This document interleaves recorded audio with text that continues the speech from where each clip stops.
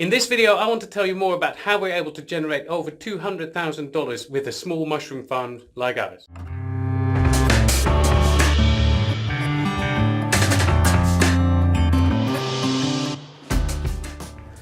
Hey, glad you're here. This video is all about how to run a profitable mushroom business. So over the past 10 years, Adam and I have tried many different things, and some with success, some were complete failures and we'd like to forget about. But the ones we're still doing now add income to our mushroom farm. So I'd like to explain what we do, how we do it, so that you can benefit from what we've learned. So obviously there's mushrooms grown at our mushroom farm, and it's important to know that you can make it work with just mushrooms. I mean, that space on the left there was only a little over 20 square meters. We could produce 70 kilograms or so of fresh mushrooms in that small space. That's about £150 a week.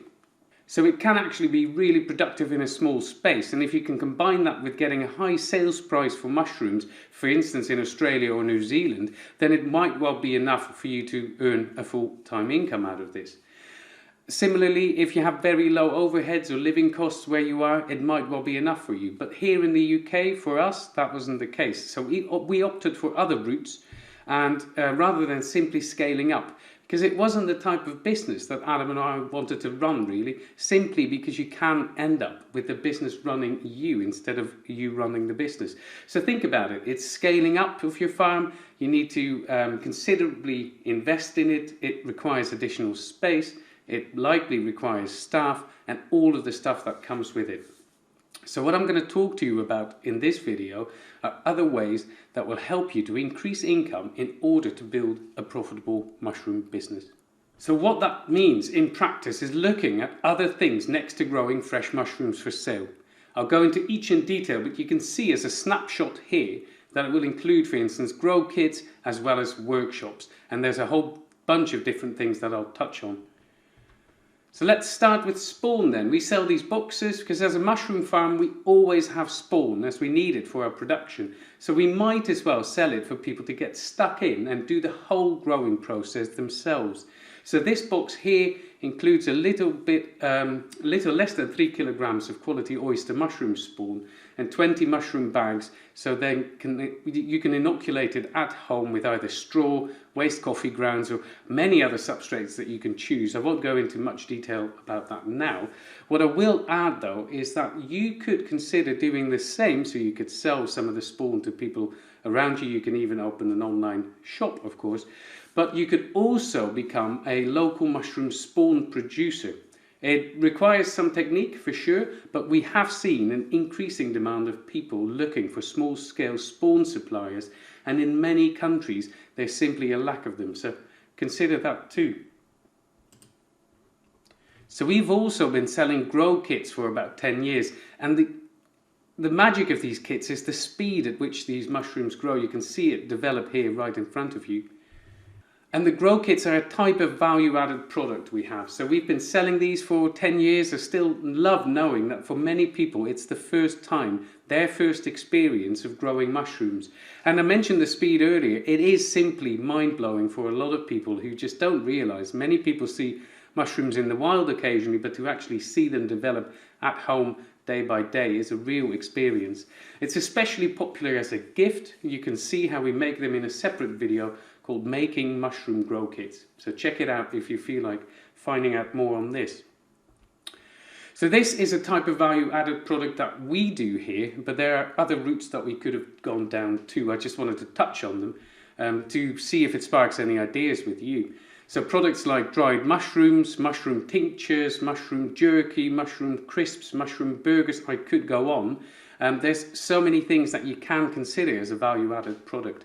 So it's especially interesting given the boom in the vegan and vegetarian foods. There's a whole shift away from a meat-based diet to more vegetarian and vegan, and you could benefit from that if you play your cards right. So we've not done much with this, but other people have done so. So I just wanted to give you some examples to make you aware of this. So that sandwich you see there on the left, that's by Spore Boys in London, and they cook mushroom dishes at farmers markets and food stalls, and I bet you it's really popular because you know, a mushroom sandwich made really well is a real treat. So that one there contains a mix of mushrooms like winter chanterelles, girolles, shimeji, shiitake, golden enoki, and fresh ceps. And it's just, you know, I get hungry just looking at that there.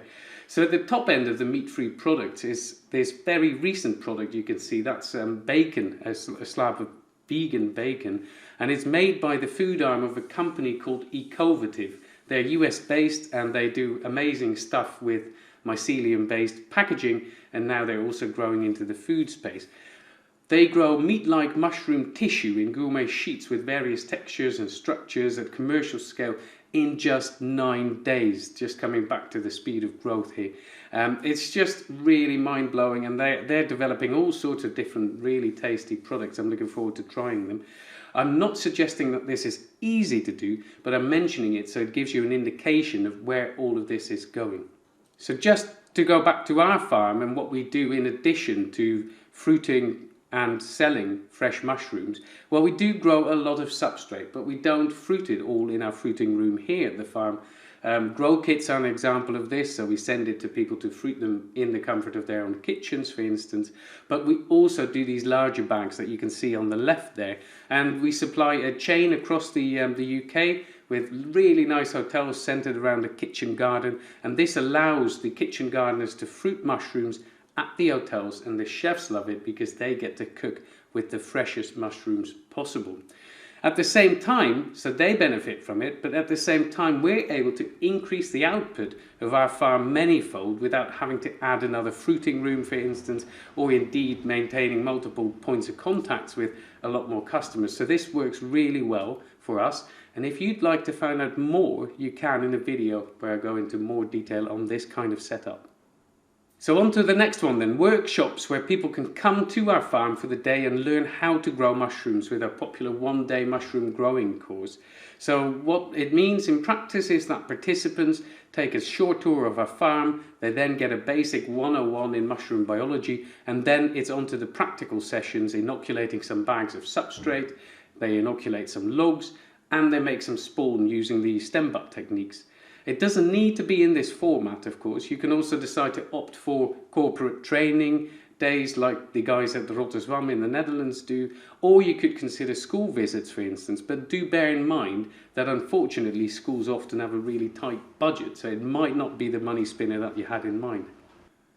And then finally it's on to microgreens, and I can understand if you feel like, hang on, this is a bit outside the scope of running a mushroom business, Eric, what are you talking about? But let me just explain.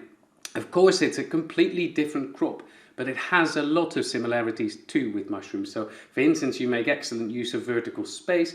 You don't need a lot of space to grow them at your farm. And ever since we've started growing them, they've been a great addition to the farm. It's not that we grow tons of the stuff, but since we're at the farm anyway, and this is fairly easy to bolt on, you should consider this too as an addition to growing mushrooms. So I mentioned there's some similarities and some differences. If you'd like to find out more about this, check out the video Growing Mushrooms versus Microgreens on our channel. So that gives you a good insight into how we run our farm, and I hope you found it very useful. So on top of this, we also support a whole community of small-scale mushroom farms worldwide. And if you'd like to find out more about setting up a low-tech mushroom farm, check out the free ebook below this video. Thanks a lot for watching and take care.